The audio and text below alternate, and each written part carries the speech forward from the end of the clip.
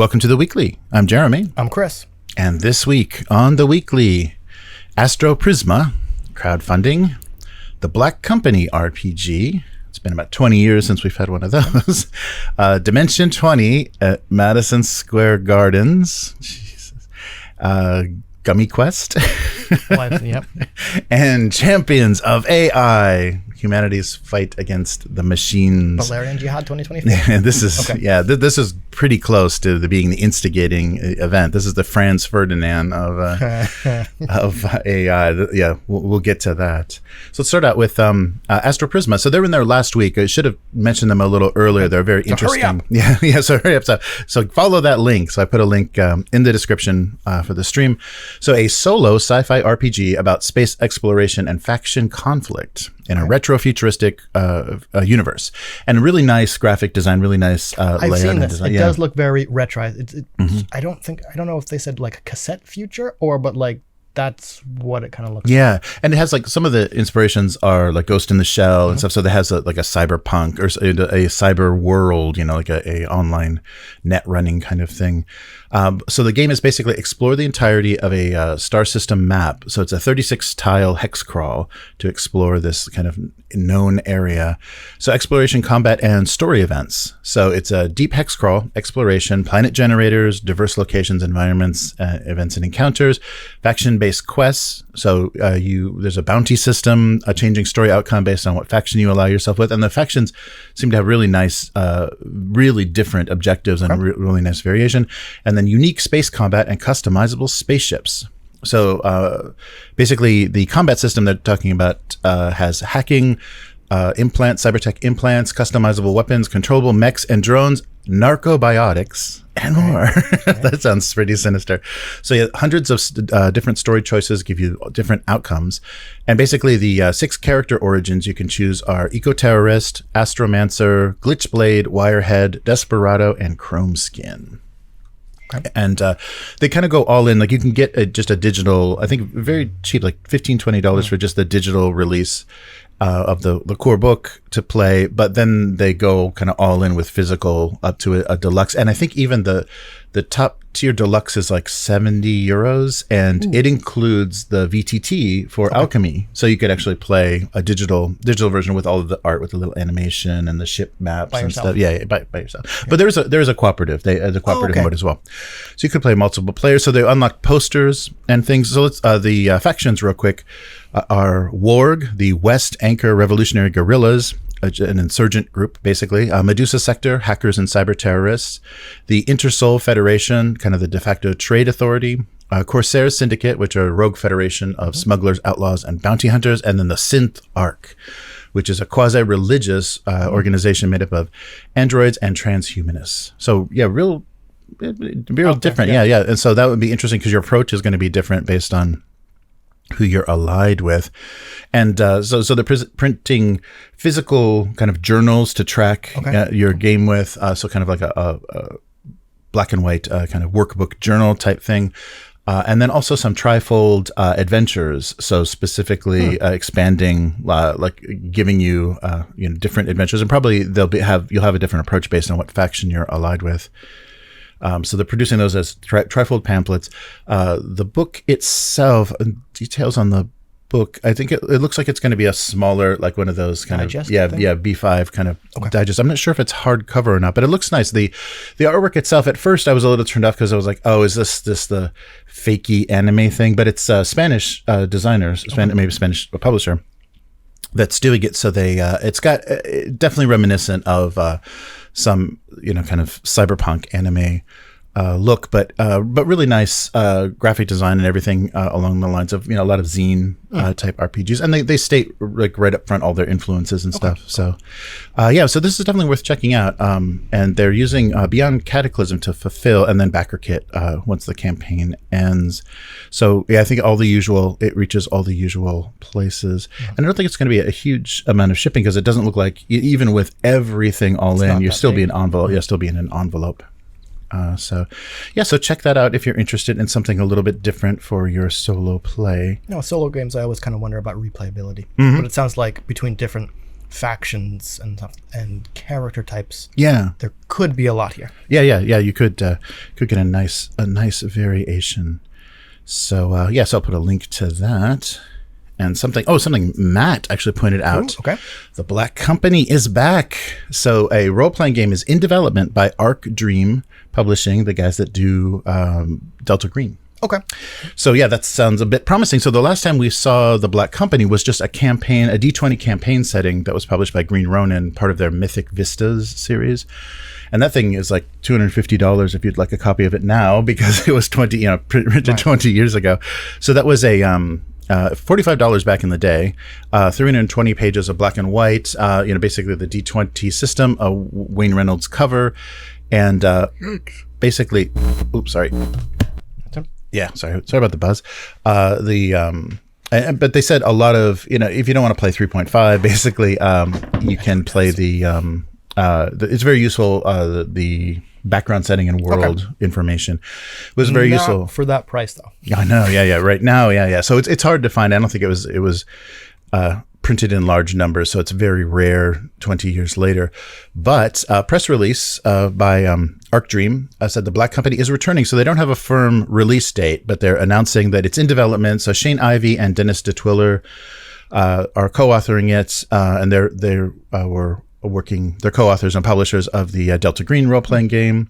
So yes, the lady is back. So this is, if you don't know the Black Company, it's a unique dark fantasy setting. So the novelist Glen Cook, who's a veteran himself, wrote with this from the perspective of ordinary soldiers. So it's a group of mercenaries that are kind of your main characters. So it's dark fantasy because it's blurring. They're actually working in most of the people in the world see these guys as the enemy, see these guys as bad guys because they're just mercenaries working for this dark queen. And this this RPG will be officially licensed by Glen Cook. Okay. You'll play as an elite mercenary company with continent-spanning wars and desperate raids, rebelling against the Dark Empress, who employs the company, or the war between. So it's basically a war between evil and far worse. is what they said in the press release. Okay.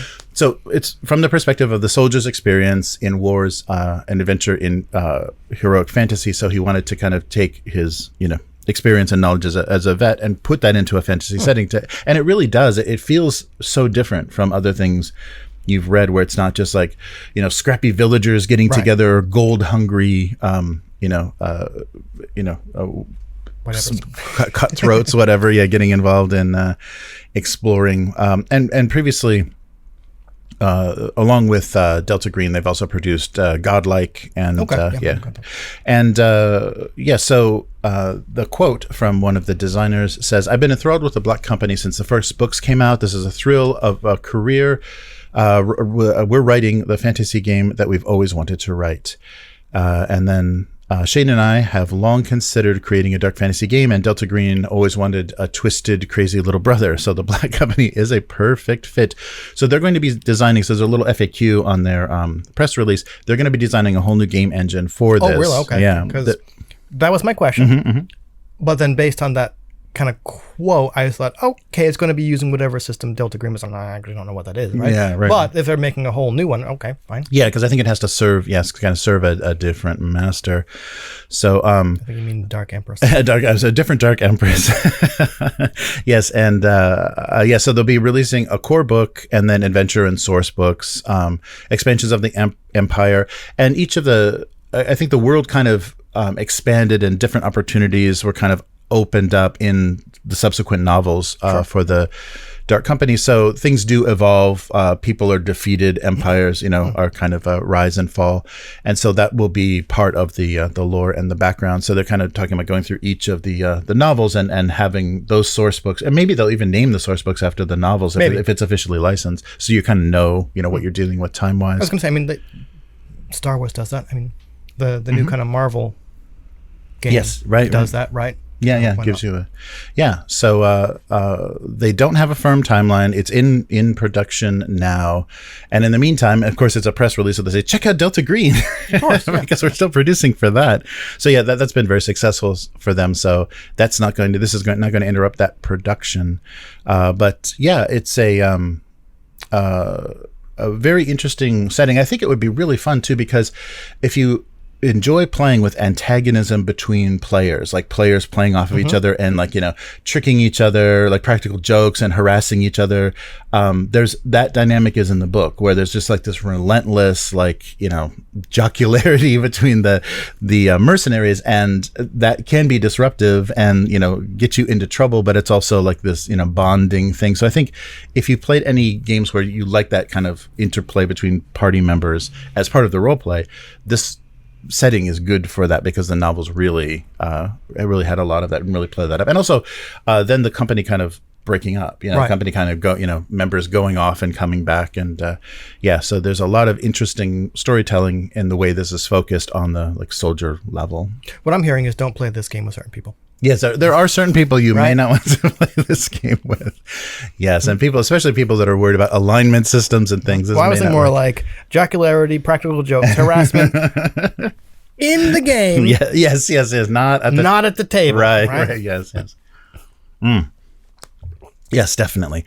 But and check that out. I think the books are pretty cheap. The ebooks and everything are pretty cheap if you don't have any experience. And I think there's also audiobooks in various places if you want to check out Black Company to get a little taste of this before it comes out. Yeah, and so like I said, it's been 20 years since there's been an official. I don't even know if that Green Ronin one was officially licensed. But then since we've had any sort of campaign setting based on this, so it'll be good to see that return. Oh, and there is, if you've got a regular group, and you're already very interested in this, there is a sign up for playtesting. So Arc Dream Publishing wants playtesters, so contact them and they'll reach out when it's at that state of development. So so I'll put a link to that as well.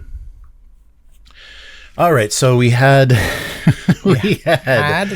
Critical Role at Wembley Arena in the UK. So the Beatles and Critical Role shared a stage, whatever. Neither of which I very much enjoy. That's the connection. Oh no! So you're an Elvis girl? Is that what you're telling me? Oh no! No. You got to make a choice. There's only two options. Those are the only two options, yes, right? Then I abstain. All right. So yes, Dimension 20 Gauntlet at the Garden. Great. So they've already started planning their this event. Pre-sale tickets are going on sale April 12th, which would be today here, but maybe tomorrow for you if you're listening to this as of this recording. So yes, Brennan Lee Mulligan will be heading up. Will be behind the DM screen with their group of intrepid heroes. I don't know this cast, but I'm sure some people do. So this is like the Pepsi of what Critical Role's Coke. Yeah, they're like the second place most popular. Can be directed to Jeremy on that one. Yeah. The second most popular, or maybe the new Coke. The second most popular AP, I guess. But a lot of maybe their regular cast members.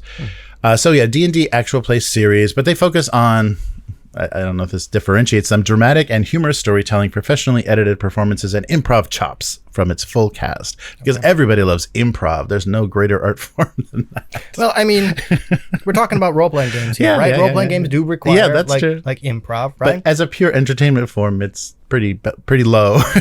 Pretty low. And complaints can be directed. It's right below mime, I think. But anyhow, so New York City. Oh yeah, so they have this regular, seasons of this regular campaign that they're doing. The Unsleeping City, I think, is their setting. So they're turning this into, or I guess the Unsleeping City is their fantasy version of New York. Okay. And they have found a secret borough. It's the 6th borough of New York City, which of course is a home to the Fey courts and magical beasts and folkloric legends, from Santa Claus and the personification of the American dream to famous composers like Stephen Sondheim. Sondheim. Sorry, I'm not a... Yes, I'm not. Okay. Anyhow, so yes, they and the party members will include all of the characters that you love. Oyama's charismatic firefighter, Ricky Matsui, and Wilson's Kingston Brown, a nurse who serves the city's vox populi. Beardsley's drug dealer turned dream liaison, Pete the Plug. So those characters are all going to be there waiting for you in fantasy New York City, the fake courts in the sixth borough, versus Santa Claus, I think is the exciting part, because I think the timing is going to be Christmas. Yeah, around the season. Yeah, so this is a one-shot adventure. The Unsleeping City already has 2 existing seasons. It's of course the second most popular tabletop actual play in the world. So they only get Madison Square Garden, they don't get Wembley. Sure. So the performance will be recorded and posted on the Dropouts. I guess the name of the group is Dropout folks, on their subscription-based service at some point after the show has aired. So the pre-registration has started, or pre-sales have started already. And January 24th, they have booked. So next year, 2025, you can watch Dimension 20 at Madison Square Garden. You know what? Okay. Like I've said any number of times before, I don't really understand the appeal of APs. Okay. I do understand the appeal of APs. The thing I look for in APs is how to play a game. So kind of the cult following of cast members or characters doesn't appeal to me. Right.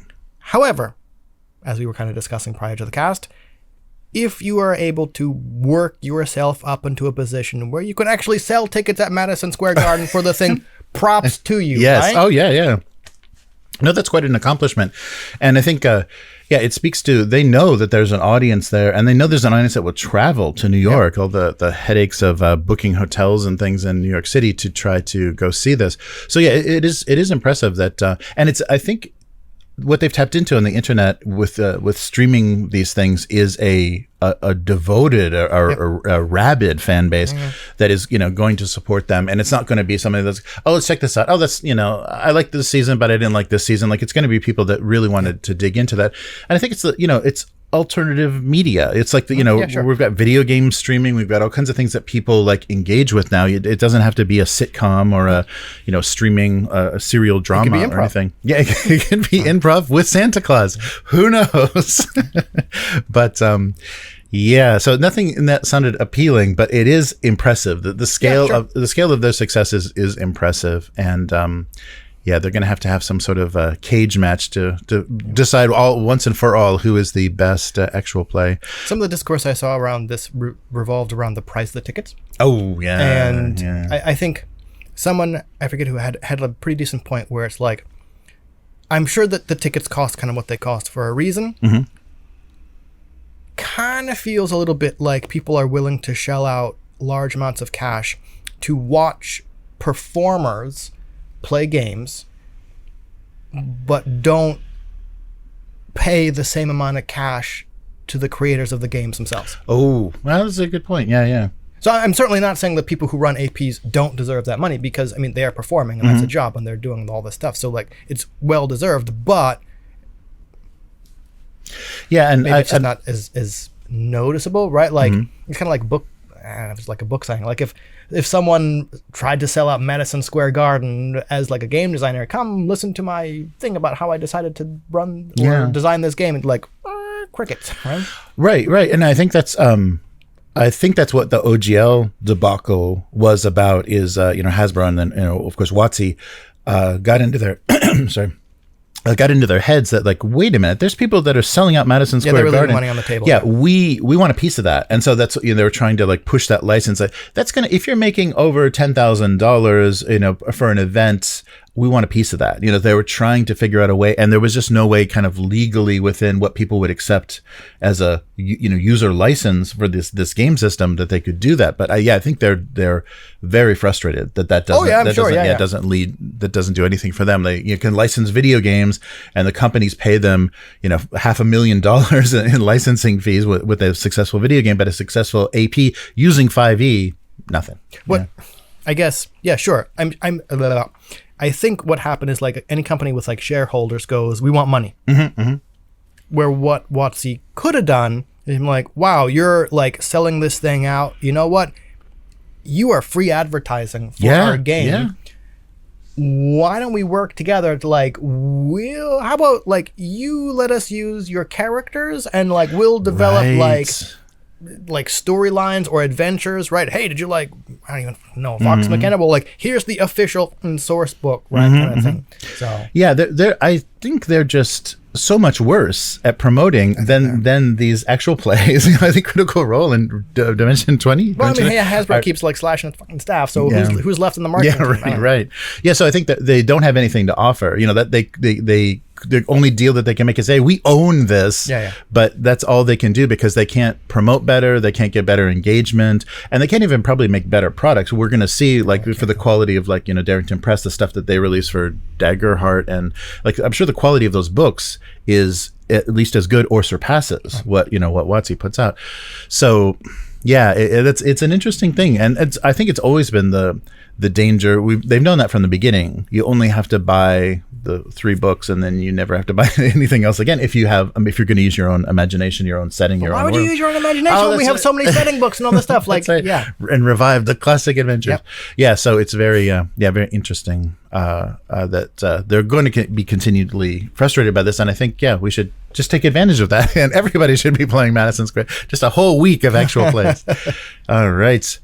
But if you're not satisfied with doing that stupid thing, and you actually want to play, a game at a table, here is an alternative way to play a tabletop role-playing game. I'm here for it. Embark on a tasty quest. So 25 unique gummies that will unlock a world of magic and adventure.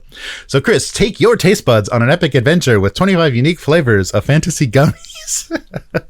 So one box at an insanely reduced price on this crowdfunding campaign will get you 150 plus gummy adventurers, monsters, potions, and dice. I don't want to roll gummy dice. And take your tongue on a flavor-packed gummy journey. So this is all verbiage from their campaign page, which is hysterical. So we just had, last week we talked about the Doppel. So this was another tabletop accessory, which is a $150 miniature that has LED screens on 2 sides, and when you like put it down, it the little speaker like digitizedly screams your battle cry, and it lights up when you have a condition, like if you're poisoned or whatever, it's green in the base. So that was the ridiculous accessory from last week. This week, it's gummy minis. So yes, and they have wonderful things like bitter lime slimes and raging fires of dragon fire inferno, which I guess would be cinnamon. I don't know, maybe something.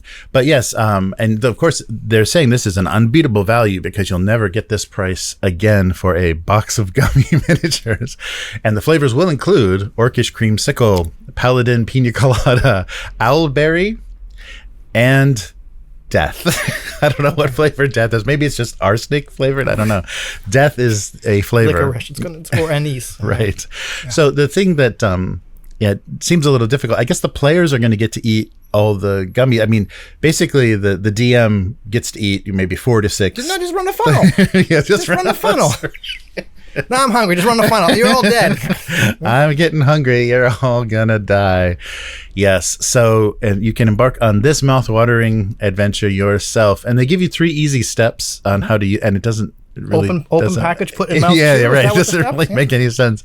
And you don't want to do it on a humid day because things are going to get sticky and melty. And unless, okay, I'm trying to remember. I think it was like shark bites in like the 90s. Like that, we're like the gummy like it had like a kind of like a coating or a texture. Like it didn't melt or get sticky, but anyway, I wonder if they had to do that. That might be true with these because to get any kind of detail in a gummy, I think you're going to have to use a stiffer type deal. But yeah, this is pretty ridiculous, and so things have gotten pretty far. Hey, is it more ridiculous than a little USB LED thing that screams your battle cry? No, it's not. It's not actually worse than that. But this was very odd. So yeah, don't miss out. So do a search for Gummyquest if you're interested. I'm not going to put a link. This is too stupid even for us. But yeah, a big discount for a lot of gummies. I can't not hear Gummy now and think it doesn't have THC in it. Oh, right. Oh, if they only. Yes, we're available. I am like 99.9% sure they don't. The potions do. Not saying that.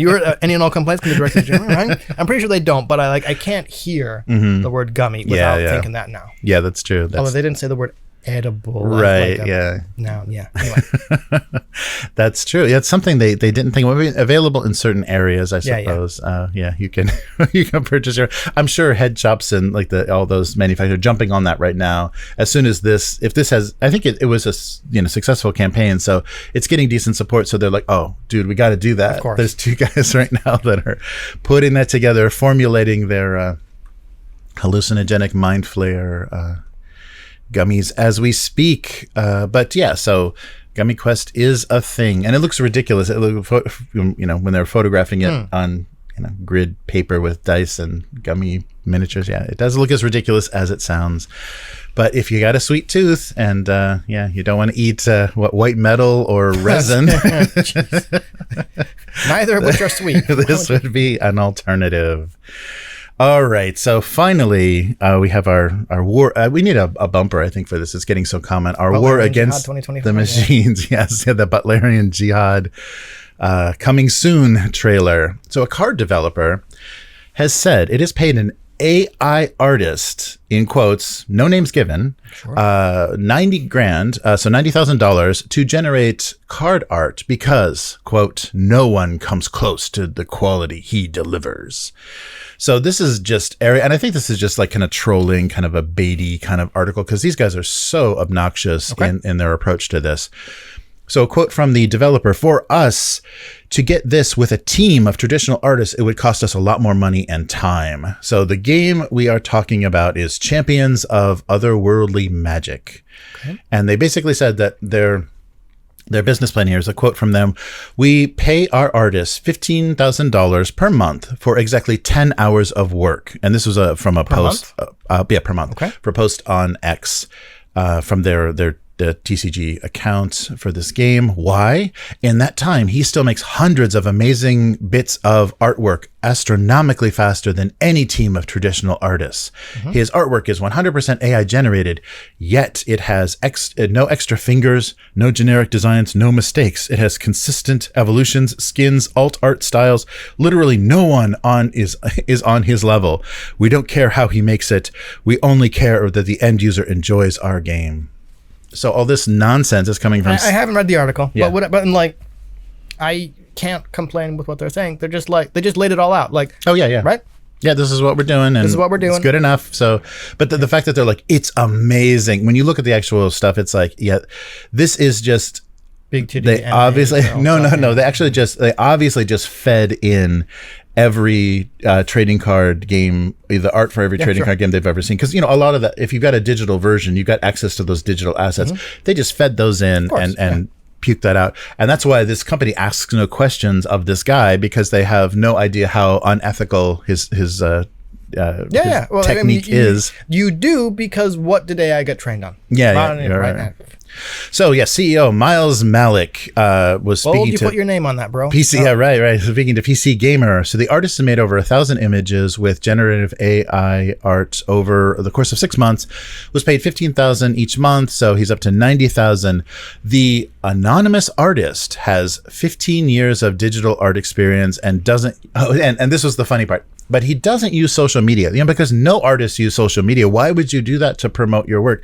So this could very well be like back in the MMO days of gold farming, sweatshops. This could just be, a Southeast Asian Chinese sweatshop of a bunch of kids that they throw money at, that sit around, 12-year-old kids smoking cigarettes in their boxer shorts, working on AI art for a card game. It could be that level, because they ask no questions. So so he delivers that. And so they go on to brag about they have made about $500,000 in card sales so far.